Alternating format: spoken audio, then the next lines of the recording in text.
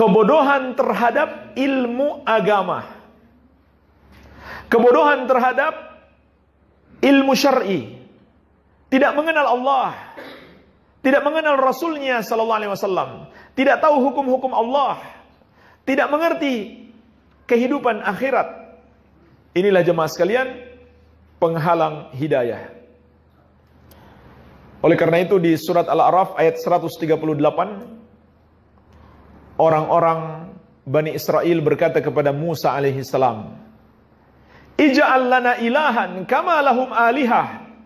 Wahai Musa, tolong buatkan kami Tuhan sebagaimana Tuhan-Tuhan yang mereka miliki. Maksudnya diminta buat patung. Maka apa jawab Nabi Musa alaihissalam? Qala innakum qaumun tajhalun. Musa berkata, sesungguhnya kalian adalah kaum yang bodoh. Oleh karena itu jemaah sekalian, menuntut ilmu adalah pintu hidayah. Menghilangkan kebodohan adalah pintu hidayah. Makanya perangkap setan pertama sekali agar kita terjerumus dalam kesesatan adalah memalingkan kita dari ilmu. Ada sebuah buku bagus, sangat saya sarankan untuk dibaca, berjudul Talbis Iblis. Siapa penulisnya? Siapa? Ibnul Jauzi. Al-Imam Ibnul Jauzi rahimahullahu ta'ala. Ini buku sangat bagus. Talbis Iblis, perangkap iblis, tipuan-tipuan setan kepada manusia. Banyak beliau sebutkan di situ perangkap-perangkap iblis. Beliau sebutkan perangkap iblis yang pertama sekali adalah memalingkan manusia dari ilmu.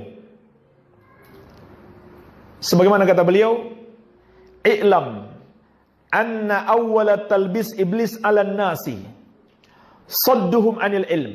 Ketahuilah bahwasannya perangkap iblis, tipuan iblis pertama sekali kepada manusia adalah menghalangi mereka menuntut ilmu. Li'annal ilma nurun, sebab ilmu itu adalah cahaya. Cahaya yang menerangi jalan kehidupan kita. Fa idza atfa'a masabihahum khabbatahum fidh dhulam kaifa syaa. Maka apabila iblis telah berhasil mematikan lentera-lentera mereka, tidak ada lagi cahaya, maka dengan mudah sesuka dia menjerumuskan mereka dalam lubang-lubang kegelapan. Karena sudah tidak ada lagi cahaya. Oleh karena itu jemaah sekalian, kata Imam Ibnu Qayyim rahimahullah, orang-orang yang menghalang-halangi manusia menuntut ilmu, yang suka membubarkan pengajian sunnah, mereka itu adalah nuwabu iblis fil ard, wakil-wakil iblis di muka bumi. Hati-hati, jangan jadi pembantu iblis, suka menghalang-halangi orang menuntut ilmu agama. Dia mau pergi menuntut ilmu, jangan, hati-hati, itu pengajian teroris, padahal bukan teroris. Hati-hati, itu ustadznya keras, padahal dia hanya menyampaikan yang sebenarnya. Kalau betul itu pengajian teroris, mengajarkan radikalisme kekerasan, memang wajib dilarang. Tapi kalau kenyataannya tidak begitu, maka na'udzubillah, orang yang melarangnya menjadi wakil iblis di muka bumi. Iya. Sebenarnya dia melarang bukan karena terorisme, bukan karena radikalisme, hanya karena berbeda pendapat dengannya. Hanya karena mengingatkan perbuatan bid'ah yang mereka lakukan, bahkan syirik yang mereka lakukan. Hanya karena itu. Lalu mereka mencari-cari alasan, katanya dia pengajian anti NKRI. Apa anti NKRI-nya? Suka membid'ahkan. Ya, nggak nyambung kan? Ya. Pengajian teroris. Apa ciri-ciri teroris? Suka mengkritik amalan-amalan yang bid'ah. Justru terorisme itu, sebagaimana kita telah tegaskan tadi, adalah kebid'ahan di dalam Islam. Karena dia mengatasnamakan jihad. Itu adalah jihad yang bid'ah. Iya. Jadi itu adalah perangkap iblis pertama sekali, memalingkan manusia dari ilmu. Sebab kebodohan adalah penghalang hidayah. Ilmu itu sendiri adalah hidayah. Kalau kita nggak menuntut ilmu, bagaimana mungkin kita mendapatkan hidayah?